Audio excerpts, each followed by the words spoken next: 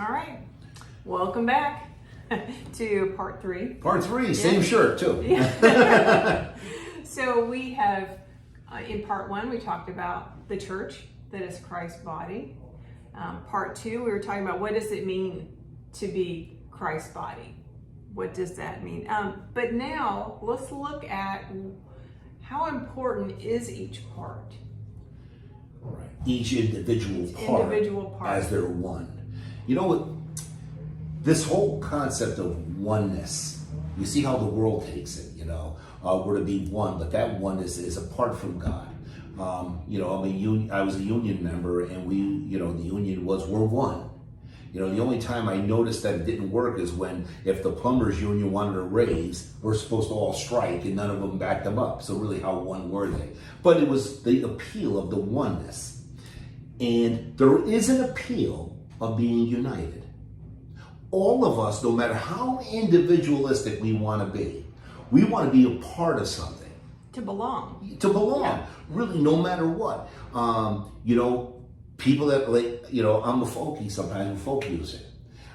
If I go to a folk concert, I'm not going to see a John Travolta doing a disco there, because they belong. They're folkies. Bikers, they're part of a club. Baseball team or football or basketball, we're part of a team. And what God is doing is He's given us something that we can all relate to. But yet, when we understand it as coming together as disciples of Christ, why do we drop the ball?